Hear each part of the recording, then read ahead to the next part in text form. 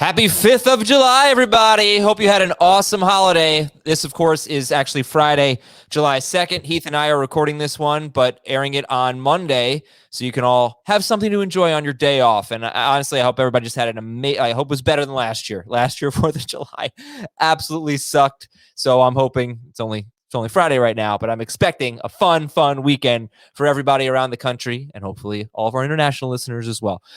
Heath, happy 5th. Yeah, I hope I'm not currently getting bombarded by Elsa. Yeah, she is not letting it go. Just turned into a hurricane right before we started recording this podcast. So Elsa sucks. Screw Elsa. We're going to talk about some Heath stats, some Azer stats. Nothing really too complicated. Oh, man, I'm just going to yell. I'm just going to yell at Heath for an entire segment. It's going to be awesome. And your emails, your Apple Podcast questions. Our email address is fantasyfootball@cbsi.com. That is the letter I, fantasyfootball@cbsi.com. And leave a 5-star review and a question on Apple Podcasts. It's a great way to get your question read on the air.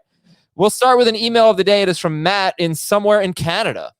I probably should have picked an American email, right? But no, it's cool. We like Canada. Matt says, "Dear XRP, ADA, and XLM." I had to look those up. I think they're cryptocurrencies. Oh. Yeah. Yeah. Not my game. I'm drafting from the 2 spot. In all the mocks I do, I always take Cook second overall. But I'm always faced with the dilemma to take Justin Jefferson or someone else at 211. Should I avoid stacking the Minnesota duo and look elsewhere? Man, I have a... Oh, no, Heath froze. Be really... Heath, you're back. I think really interesting, but I'm not probably going to. Wait, Heath. I don't have a problem with taking both Cook and Jefferson. I'd be surprised if Jefferson was there at 211 in a lot of drafts. All right, I think we're having a little bit of an issue. Heath wasn't hearing me. I missed some of the beginning of what Heath said, but I think you're back. Wave. Can you wave? Yeah, I'm totally here. All right, we're good. Yeah. So you would take Jefferson there? I don't have a problem with that. Yeah, I mean, I might not take Jefferson there just because I have AJ Brown ranked higher. But if AJ Brown was gone, I don't think it's a bad spot to take Jefferson. You've talked about this in years past that Minnesota might not have. This is when we were talking about Diggs and Thielen. Might not have been a very pass-heavy offense, but very concentrated. So it was at least fairly reliable. They weren't as high end as Jefferson, but you knew where the targets were going. Yes, that's the way it's been. Now they change offensive coordinators every year now, without actually changing their system. So, I mean, it's possible that things get spread out a little bit more, but I can't imagine after what they saw Jefferson do as a rookie, they want to throw it to him less. All right, we are going to be live with the mock draft. You can see where Justin Jefferson will go. Will he go to the Dalvin Cook manager? We'll find out. Live on the Fantasy Football Today YouTube channel tomorrow. That is Tuesday, 7 p.m. Eastern, with a mock draft. So join us at youtube.com/fantasyfootballtoday. We are going to have Adam Rank, Joe Pisapia, and Nando DeFino all on. Hit the subscribe button on the channel. We will see you Tuesday night, 7 p.m. Eastern, youtube.com/fantasyfootballtoday. Time for some Heath stats. Okay. Let's go. Let's see what you got. You basically hate all of these stats. So I only know 2 of the 3, but I kind of hate that. I definitely hate the Saquon Barkley one. Go ahead. Noah Fant played 13 complete games last year. He also, one of those games was the infamous Kendall Hinton game.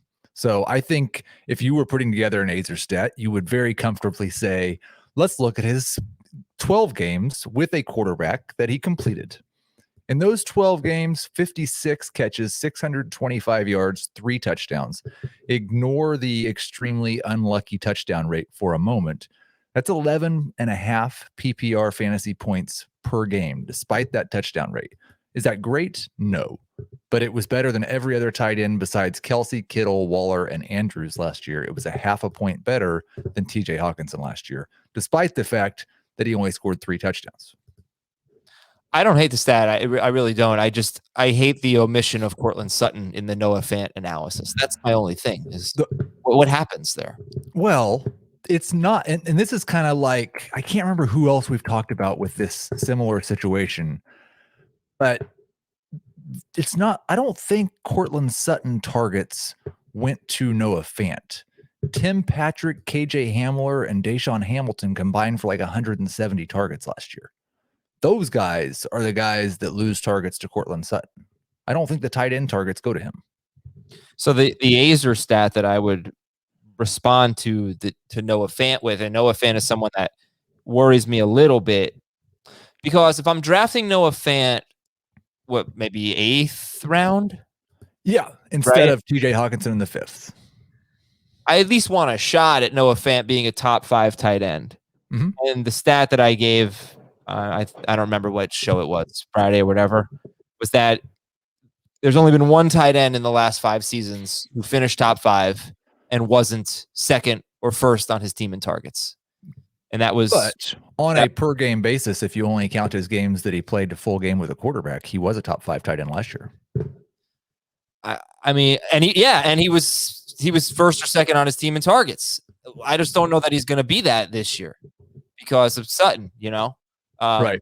I understand what you're saying, but I think with tight end, guys that really make huge jumps are, from what I'm seeing, are ones that are first or second on their team in targets. Now, he might be so close. Like Tunyon was 4th on his team in targets, but he was only 3 or 4 behind number 2. So he was basically second. I mean, he was really close. It might be a situation like that. And that would work nicely for Fant. I just don't see, to be clear, if you traded Hawkinson and Fant, and they were in the same exact situation, I and everyone else in the world, I think, would rank Fant higher than Hawkinson. I think Fant is a better receiver, right? We all think that. Here's what I would say, and the number I gave earlier wasn't quite right. 179 targets went to Tim Patrick, KJ Hamler, and Deshaun Hamilton. Fant, in those 12 games, was on pace for 113 targets, which was the exact same number that Jerry Jeudy had last year. So Sutton only played week 1, right? Correct. So you could be 185 targets for those if you want to include Sutton's 6 targets. So Sutton had 6 in week 1, and Fant had 6 in week 1. Oh, no. He played week 2. He only played a half of week 2. And he had 6 targets in a half of week 2. Fant had 5 in that game. I don't know what Jeudy. I mean, I'm not going to look at one game. But all right, look, good stat. He was better than basically. You're saying he was better than Hawkinson last year on a per game basis, and you rank Hawkinson higher, right? But you'd rather wait on Fant. Correct. Exactly. Okay. All right, I have them in terms of overall rankings in the same round. Okay. So you want to do Edwards-Helaire or Barkley next? Your choice. Let's save the best for last. Let's go Edwards-Helaire now. Give me your Clyde Edwards-Helaire stat. I just think this is really weird for a rookie. Clyde Edwards-Helaire played at least 60% of the snaps in each of his first 6 NFL games. That alone is really rare for a running back. He topped 60% of the snaps once in his final 9 games. We talk a lot about the great finishes from Cam Akers, Jonathan Taylor, DeAndre Swift, J.K. Dobbins, and how they finish strong. That's going to carry over into 2021. Shouldn't it bother us a little bit that Clyde Edwards-Helaire played so much more early in the year than he did later in the year? And it's not like some of this, when you use a number like 60%, it could be cherry picking a lot. He was below 50% in several games in the second half of the year. He was up around 70% in several games early in the year. Some of it was injuries. He struggled with injuries. Now, I don't know if that's something you want to use in his favor, but he struggled with injuries in the second half. Also, some of it was they chose Le'Veon Bell or Darrell Williams in certain situations over Clyde Edwards-Helaire. Le'Veon Bell and Darrell Williams were not good.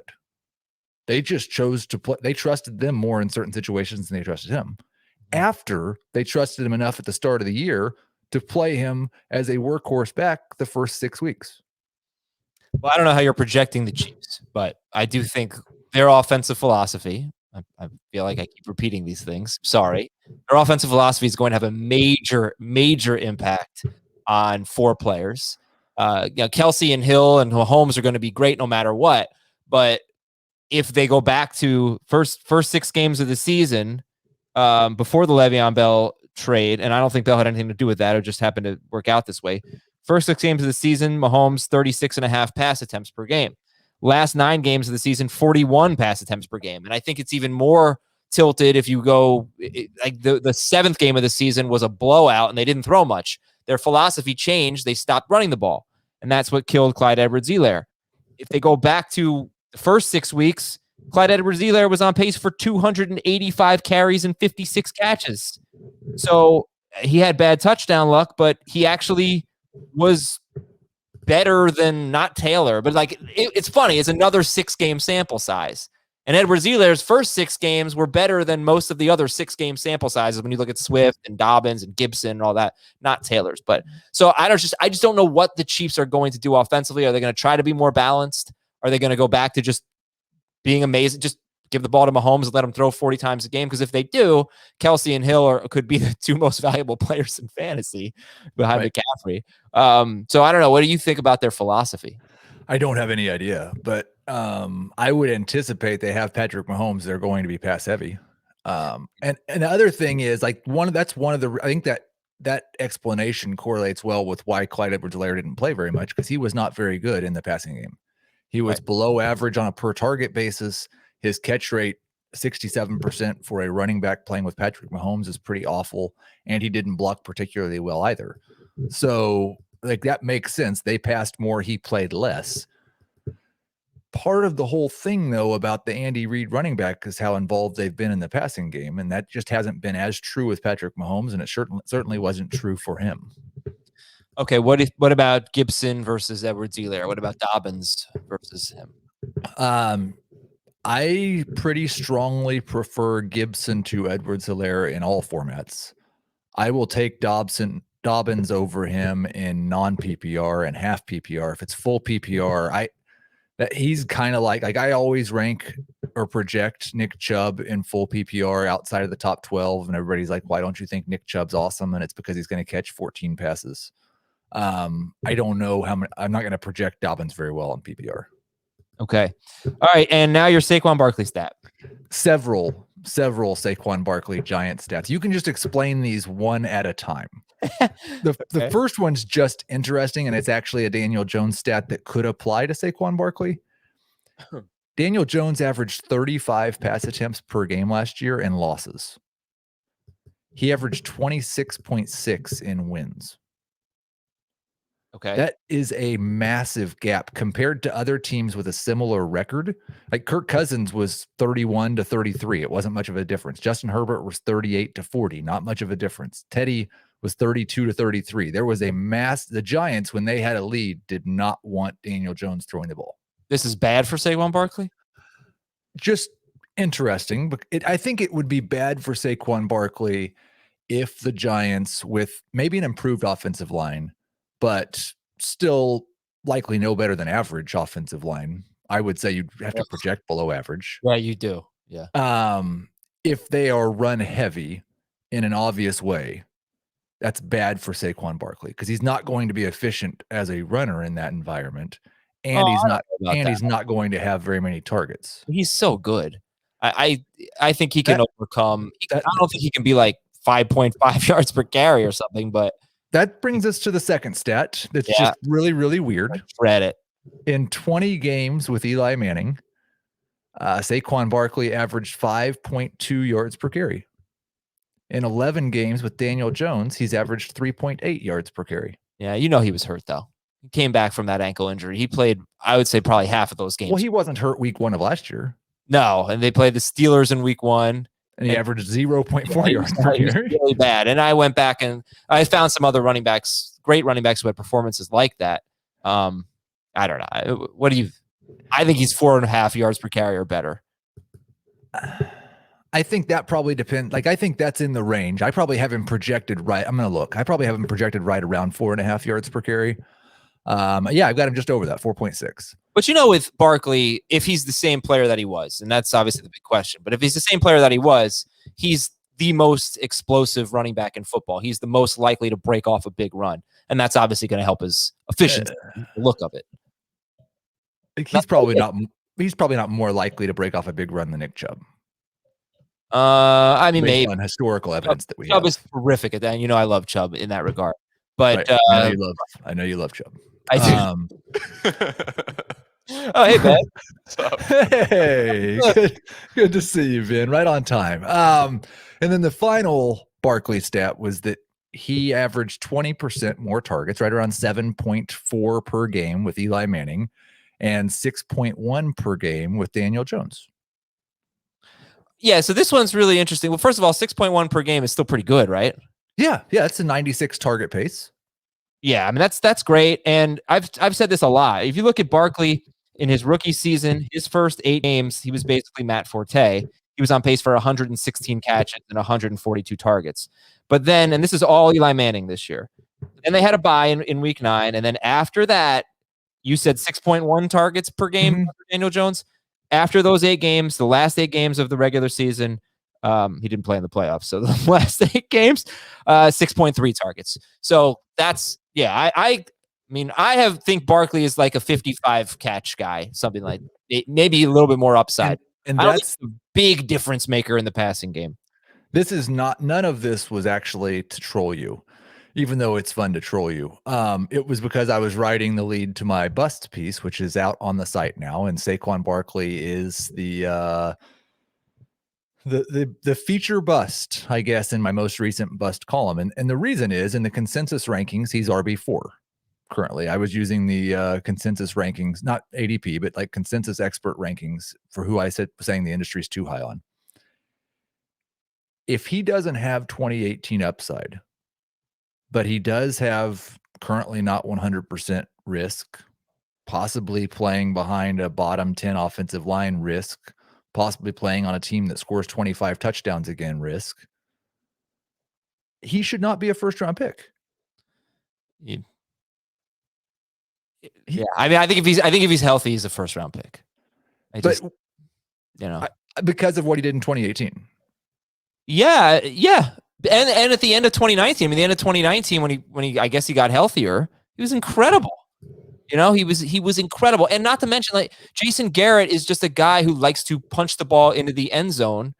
Wayne Gallman scored 6 touchdowns in 5 games in his stretch, and then he had 135 yards the next game. You know, that's more touchdowns than Saquon Barkley has scored in 11 games with Daniel Jones. Well, he's never had Daniel Jones and Jason Garrett except for one game. I do think like it's worth mentioning that one of those really good games at the end of 2019 was with Eli Manning. It really, I just don't really see how many catches did he have in that game? 4. Yeah, I mean, it's not like he has 7 catches. I don't see why Eli Manning versus Daniel Jones matters. It's more like 2018 versus what we've seen since, for the most part. What we've seen since, right, is a guy who played hurt in 2019 and then finished very strong, and then a guy who played 1 game in 2020, 1.5. So I get it. It's of all the running backs that you're taking in round 1, he's on the worst offense, at least as we start the season, as we make our guesses. At least with the information we have right now, he's probably the biggest injury risk.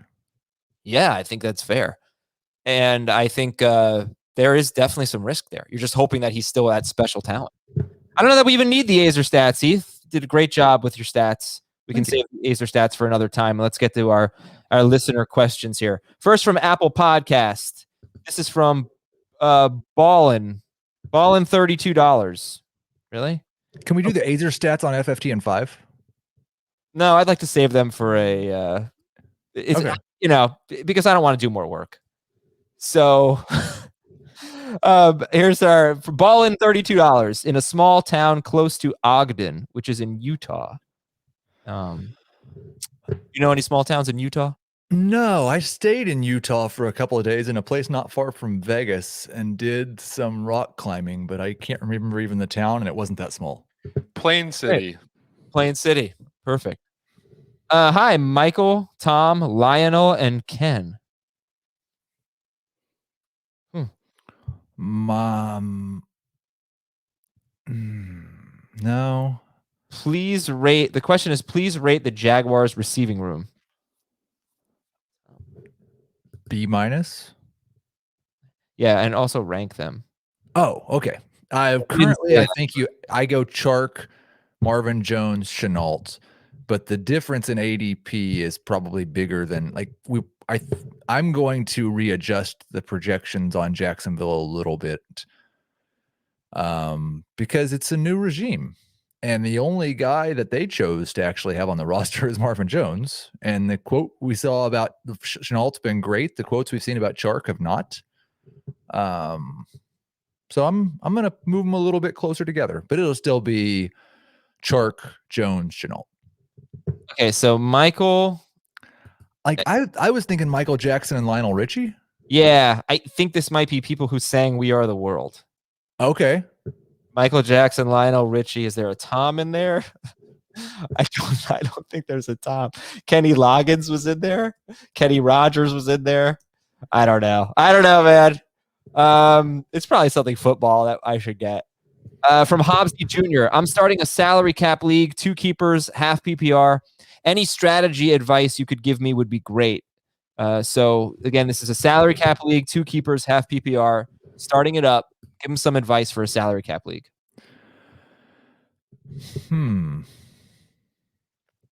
Well, do you like studs and duds? Do you like balance roster? It's tough because it's so, especially salary cap leagues are so dependent on what everyone else does. What I would say is figure out your budget. Our values are based on a $100 budget.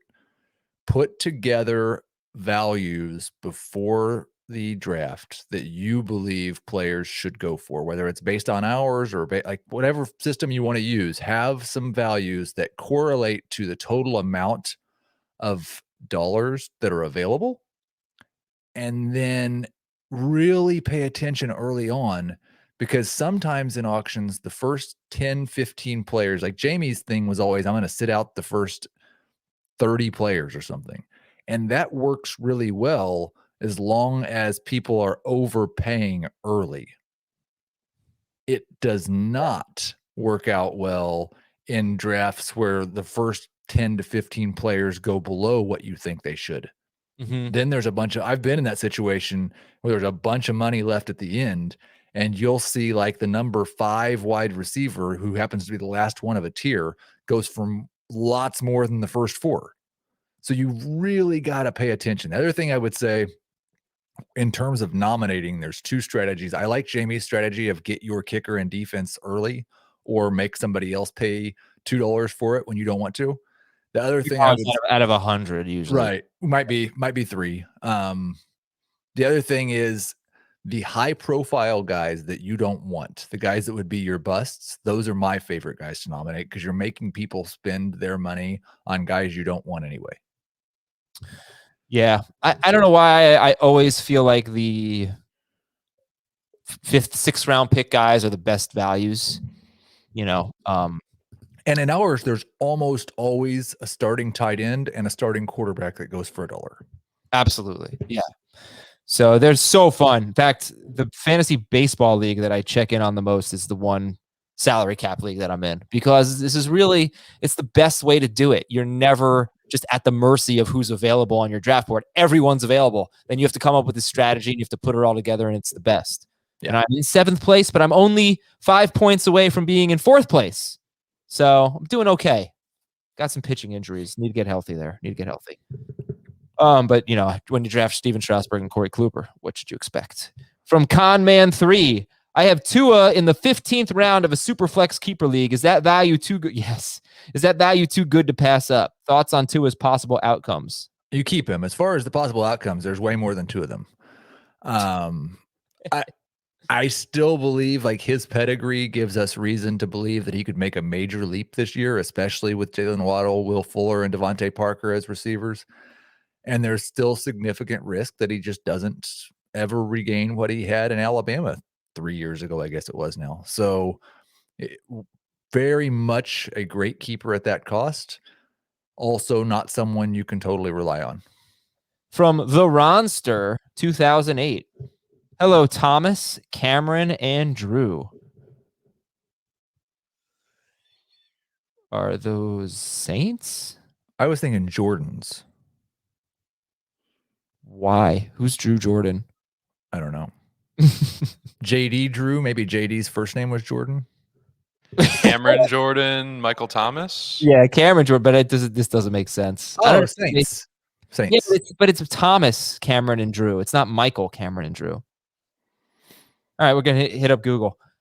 Looking for some help with my PPR keeper league. Which is the best keeper value out of the following running backs? Cam Akers in the 3rd, J.K. Dobbins in the 7th, or James Robinson in the 15th?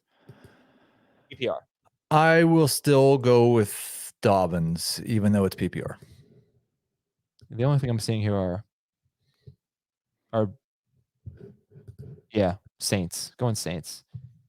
From GDeg6. How high is too high for Najee Harris? I think first round is too high for Najee Harris. But top 15, okay? I'm not there, but like I think late second, early third is where I'm more comfortable with him, but you're not going to get him there. So again, this is a question of how bad do you want Najee Harris? You shouldn't take him in the first round. If you take him in the second round, it's fine. Akers, Mixon, Harris, rank them. Mixon, Akers, Harris. Okay. From Danny Mac 25, Applebee's quesadilla burger is the best item on the menu. I think you missed our Applebee's conversation. Yeah, that's a strange email. No, I was saying that I went to Applebee's. We were doing the welcome back song, because we were welcoming Chris back. And then I was like, I love it on the Applebee's commercial. And then we started talking about Applebee's. And I said it was pretty good last time I went. I don't remember. I think it was about 5-6 years ago. And this is a good place. And then Dave said something about a quesadilla burger. And I said, they have a quesadilla burger. And now I know from Danny Mac 25 that the quesadilla burger is the best item on the menu. And it sounds damn good. I don't believe I've been to Applebee's since I moved to Florida. Oh, we definitely have them down there. Yeah, I don't. There's not one in my area. Okay. From Parisian Bubs. Says, hey, Michael, Coach, Chris, and Sean. This is an easy one. I'm just kidding. I have absolutely no idea. A few weeks ago, you mentioned the slow drafts are not the ideal drafting format. My Dynasty League is considering doing our rookie draft as a slow draft for the first time in order to encourage more mid-draft trade opportunities. What do you think of this? And what are your suggestions for pick times? It's much better for rookie drafts, I think. And I don't have a problem with it. The reason the struggle is when it's a slow draft and it's training camp and there's things that are actually happening. But a slow draft when they're this time of year, I'm perfectly fine with. I wasn't on that show either. I don't remember that. If you only have a few drafts, don't do a slow draft. If you have 10 drafts, one slow draft, it might not be the worst thing. But 4-hour clock or 8-hour clock are the two suggestions that I would have. All right, and that is it for our Apple Podcast questions. So thank you for those. Keep them coming. Leave us a 5-star review. We're going to take a break, and when we come back, reading your emails at fantasyfootball@cbsi.com. Welcome back, everybody. Dear Larry, Kevin, Robert, and Danny. Okay, that one we know, right? Come on, Heath. This is the second time. Larry, Kevin, Robert, and Danny. You think you're a Celtics fan. I just do not understand. I don't think about basketball when I'm on this podcast. All right, well, this is Mark from a town in Long Island, and he wants to know which football statistics are most predictable/projectable from year to year. Which do you rely on most when building your projections? I would say that as a rule, efficiency is not the way to go. So I'm volume is more predictable. Catches, stuff like that. Touchdowns are not, and efficiency, at least until you get a few years into a player's career, really isn't either. What I use to build my projections starts a lot with volume projections and then kind of builds out from there. How do you project touchdowns for DeAndre Hopkins, who used to be a very reliable double-digit touchdown guy, and he has, I believe, 13 or 14 or 13 to 15 in the last 2 years combined with a ton of targets? For a player of his extended resume, it'll be a combination of his career touchdown rate meshed with his touchdown rate with Kyler Murray, meshed with how many touchdowns. Like Kyler affects him quite a bit because he has been a pretty low touchdown rate quarterback, and even like you just say Kingsbury's offense has been for passing. And so it's a mesh between what he's done for his career and what he's done recently. For a guy like AJ Brown, it's more of a mesh between what he's done in his career and what is more normal in the league, because he's got a 10% career touchdown rate. Nobody does that. But it's that, and then it's also like when you have a guy on a team that you don't project to score as many touchdowns, like the Giants, you've got to take a few touchdowns off sometimes, because you don't want to. The one team I've really struggled with that on is Tampa Bay. If you projected all of the Bucs pass catchers to score at their career rates, then you would need to project Tom Brady to be the best quarterback in the history of fantasy football. Well, one of my Azer stats that we didn't get to was that in his last 7 games, and Antonio Brown played 8 games. Last 7 games, he was the number 3 quarterback per game. Tom Brady behind Allen and Rodgers. He was on pace for more than 5,100 yards. I think more than 40 touchdowns. It's don't forget about how good he was when they added Antonio Brown. And now the first game with Antonio Brown, that was the Saints game, was a total dud. But then after that, he got rolling. And going back to the volume that's one thing that where like Dave and I disagree, and he'll talk about a guy or even Jamie and I, a guy having a bunch of carries the year before or having a bunch of tread on the tire is worrisome for possible injuries. And that makes logical sense. But also studies have shown that volume begets volume. Guys that have shown the ability to hold up to 300 touches are more likely to get 300 touches in the future. All right, this is from Garrett. Grade my trade in a half PPR 12-team Dynasty League. I traded Miles Sanders and Michael Thomas for Jonathan Taylor. I want to pull up the trade chart. Like, what's your initial thought on giving up those two for Jonathan Taylor? Even C. An even C. Yeah. My trade chart's based on full PPR, but I think it's still going to like it. I've got Taylor as currently my second most valuable player in Dynasty. And yeah, I still think that's probably a little bit too much to give up for him. Oh, you would not give up Sanders and Thomas? I would not. Okay. From C-. From Andy from a town around 10,000 lakes. Minneapolis. Dear Boggs, Brooks, Tommy, and Andy. No. I have 1.1 of my dynasty rookie draft. My quarterbacks are Brady and Roethlisberger. Do I have to go Trevor Lawrence? My running backs and wide receivers are slightly above average, and I have Kittle at tight end. I assume it's a one quarterback league. Right. No. I assume so. Right. Yeah. No, I would take Jamar Chase. Okay. From Kevin. The top 5 wide receivers after round 10 episode was extremely interesting. Based on the latest podcast and my amateur opinion of running backs, it seems that round 10 and after is mostly a wasteland. Do you think you'll have an episode in the near future with suggestions on which positions to target and strategies for round 10 and after? Well, we won't have an episode, but we can talk. Oh, Boggs, Brooks, Tommy, and Andy. That's Shawshank. We're right at that. Yeah, I mostly am targeting other people's backup running backs after round 10, maybe my starting quarterback after round 10. Obviously, if you play with defense and kickers, that's where you'd take them after round 10. See if I have this cool stat. Yes. In the last 3 seasons, where have we gotten the best value?